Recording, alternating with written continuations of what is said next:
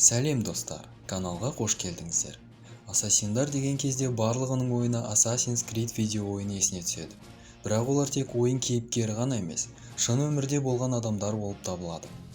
Низариттер немесе хашашиндар деп аталатын адам өлтіруші секта қазіргі Иран мен Сирия аумағында 11 мен 13 ғасырлар аралығында өмір сүрген. Олар кісі өлтіру шеберлігімен, стратегиялық әдістермен және жасырын шабуылдарды қолданумен танымал болды. Ассасиндердің құрылуы олардың жетекшісі Хасан ибн Саббахпен байланыстырылады.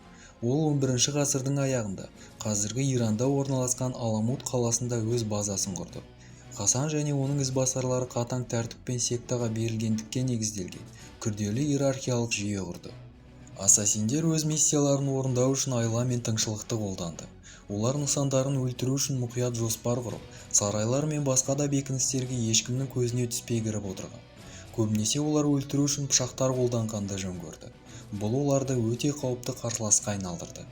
Ассасиндер ақша үшін кез келген нысанды өлтіретін қарапайым жалдамалы өлтірушілер емес.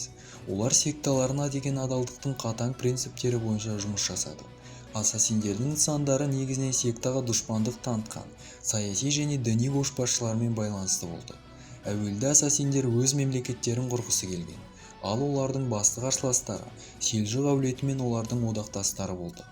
Ассасиндердің ең танымал және әйгілі шабуылдарының бірі 1092 жылы Селжұқ империясының ұлы уәзірі Низам әл-Мулкті өлтіру болды. Бұл жағдай орта ғасырлық әлемде алаңдаушылық туғызды. Олар өздерінің саяси мақсаттарына жету үшін террор мен кісі өлтіру тактикасын қолданды. Алайда олардың әдістері басқа билеушілер мен халықтар арасында қорқыныш пен жиіркеніш тудырған болатын. Селжұқтар мен олардың одақтастары ассасиндерге қарсы белсенді күрес жүргізіп, олардың базаларын бұзып ықпалынан айыруға тырысты. Осы соғыстың нәтижесінде ассасиндер көптеген бекіністерінен айырылып, олардың әсері төмендей бастады. 13 ғасырда ассасиндер Азияның көп бөлігін жаулап алған моңғолдарға тап болды. Моңғолдар олардың бекіністеріне ауыр соққылар жасап, олардың аумақтарын жаулап алды.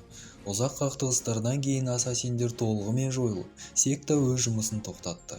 Дегенмен ассасиндердің мұрасы мен мәдениеті қазірге дейін өмір сүруін жалғастыруда. Олардың құпия өлтірушілері аңызға айналып, Assassin's Creed ойын сериясы, фильмдер мен бейне ойындар шығаруға шабыттандырған болатын. Қазіргі таңда ассасин термині көбінесе жалдамалы жұмыс істейтін өлтірушілер мағынасында қолданылады. Бірақ нағыз ассасиндердің тарихы бұл бір кездері таяу шығыс пен орта ғасырлық Еуропада қорқыныш пен үрей тудырған сектаның тарихы болып табылады. Таңғажайып және жұмбақ тарихымен танылған ассасиндердің қысқаша тарихы осындай. Олардың әдістері мен саяси мақсаттарына қарамастан, ассасиндер тарихта өшпес із қалдырды деуге болады. Менің бүгінге айтарым осы. Ал сіздер каналға тіркеліп кетуді ұмытпаңыздар. Келесі кездескенше.